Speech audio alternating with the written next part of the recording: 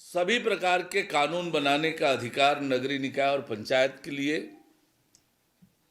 यह राज्य के विधानमंडल के अधिकार का विषय है। इन प्रावधानों के अनुरूप पहले मध्य प्रदेश पंचायत राज अधिनियम 1993 हुआ करता था। ये संविधान संशोधन आने के बाद उस संविधान के अनुरूप पंचायत राज अधिनियम में संशोधन किए गए, उसको सशक्त किए गए।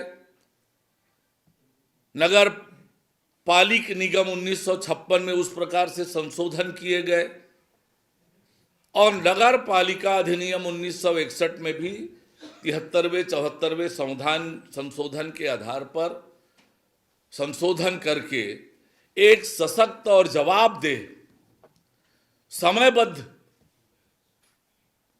नगरीय निकाय और पंचायत निकाय की व्यवस्था की गई। उसके अनुरूप इन अधिनियमों में संशोधन किया गया। नगर पालिक निगम अधिनियम 1956 की धारा 11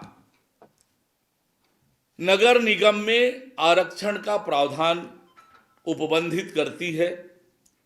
धारा 11(1) अनुसूचित जाति और जनजाति के आरक्षण जनसंख्या के आधार पर उपबंधित करती है।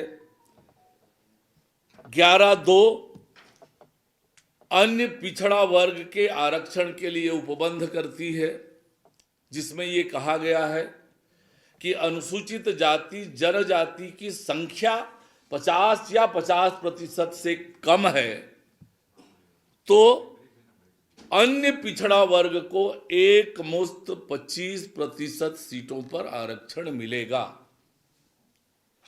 और इसी पर 11(3) धारा 11 उपधारा 3 महिलाओं के लिए 1/3 आरक्षण का प्रावधान करता है। इसी प्रकार नगर पालिका अधिनियम 1961 की धारा 29 का स्थानों के आरक्षण के संबंध में उपबंध करती है। 29(1) अनुसूचित जाति और जनजाति के आरक्षण का उपबंध करती है। 29(2) अन्य पिछड़ा वर्ग से संबंधित आरक्षण, जो मैंने कहा कि अनुसूचित जाति और जनजाति की जनसंख्या 50 या 50% से कम हो तो एक मुश्त 25% सीटें अन्य पिछड़ा वर्ग के लिए आरक्षित होगी, ये उपबंध करता है। धारा 29(2) अन्य पिछड़ा वर्ग का उपबंध करता है। धारा 29(3) 1/3 सभी कैटेगरी में 1/3 महिलाओं के लिए आरक्षण का उपबंध करती है। इसी प्रकार पंचायत राज अधिनियम 1993 की धारा 13 पंचायत के गठन के संबंध में उपबंध करती है, जिसमें धारा 13 उपधारा 4 उपधारा 1 अनुसूचित जाति और जनजाति के आरक्षण का उपबंध करती है। धारा 13 उपधारा 2 उपधारा 4 उपधारा 2 अन्य पिछड़ा वर्ग के लिए आरक्षण का उपबंध करती है, जैसे नगर निगम और नगर पालिका में है। और धारा 13 उपधारा 4 उपधारा 5 महिलाओं को 1/3 के आरक्षण की व्यवस्था करती है। इस प्रकार से ये आरक्षण की व्यवस्था अधिनियमों में तीनों कानूनों में दी हुई है। और ये स्पष्ट हो गया कि यदि अनुसूचित जाति अनुसूचित जनजाति की जनसंख्या 50 या 50% से कम है तो अन्य पिछड़ा वर्ग को एक मुश्त 25% आरक्षण देने का प्रावधान किया गया था। अब इसमें ये आरक्षण के खिलाफ, इस आरक्षण व्यवस्था के खिलाफ पहले उच्च न्यायालय में फिर सर्वोच्च न्यायालय में याचिकाएं प्रस्तुत हुई। एक याचिका सुरेश महाजन वर्सेस मध्य प्रदेश शासन और दूसरा किशोर कृष्णराव गौली वर्सेस महाराष्ट्र शासन, ये दो याचिकाएं सर्वोच्च न्यायालय में प्रस्तुत की गई। महाराष्ट्र के केस में फैसला आया 4/1/2021 को और मध्य प्रदेश के केस में सर्वोच्च न्यायालय का फैसला आया 10 मई 2022 को।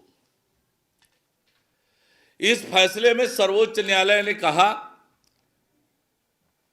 कि आरक्षण 50% से अधिक नहीं होगा, यानी अन्य पिछड़ा वर्ग को आरक्षण 50% से अधिक होने पर जितनी संख्या है उतने ही मिलेगा। और सर्वोच्च न्यायालय ने इन्हीं दोनों फैसलों में ये कहा कि अन्य पिछड़ा वर्ग को आरक्षण देने के लिए पहले आपको ट्रिपल टेस्ट करना पड़ेगा। ट्रिपल टेस्ट मतलब एक डेडिकेटेड आयोग बनाना पड़ेगा। वो आयोग सामाजिक, आर्थिक, शैक्षणिक स्थिति का सर्वे करेगा, सर्वे करके अपनी रिपोर्ट देगा। उस रिपोर्ट को सरकार के समक्ष प्रस्तुत होगा, सरकार स्वीकार करेगी और उसके आधार पर 50% की कुल सीमा तक अन्य पिछड़े वर्ग को आरक्षण मिलेगा। इस दोनों फैसले में सर्वोच्च न्यायालय ने कहा, दो महत्वपूर्ण बातें हैं सर्वोच्च न्यायालय के फैसले में। वस्तुतः ये केस मध्य प्रदेश और महाराष्ट्र का था, लेकिन माननीय सर्वोच्च न्यायालय ने कहा कि ये फैसले सभी राज्य और केंद्र शासित प्रदेशों में लागू होंगे। दूसरा, इन्होंने कहा कि यदि राज्य सरकार आयोग का गठन नहीं करती है, आयोग की रिपोर्ट नहीं आती है और पिछड़े वर्ग के लिए आरक्षण की कोई व्यवस्था नहीं बना पाती है राज्य सरकार, तो राज्य निर्वाचन आयोग पंचायत या निकायों के कार्यकाल पूरा होने के हुआ है तो वैसा ही वो चुनाव करा लेंगे। मतलब SC ST, अनुसूचित जाति, अनुसूचित जनजाति को जो आरक्षण में प्रावधान है उसी प्रावधान को लेकर आगे बढ़ेंगे। मतलब बिना अन्य पिछड़ा वर्ग के आरक्षण के भी राज्य निर्वाचन आयोग चुनाव कराएगा। यदि राज्य सरकार आयोग नहीं बनाती है, ट्रिपल टेस्ट नहीं करती है और उसकी रिपोर्ट को स्वीकार करके संबंधित अधिनियम में प्रावधान नहीं करती है।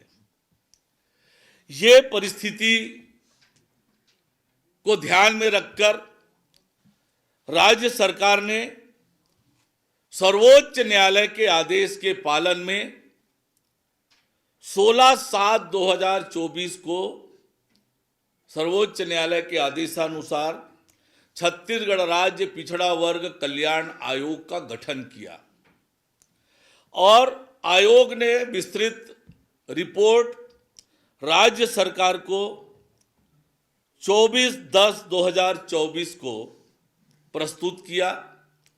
राज्य सरकार ने पूरा विचार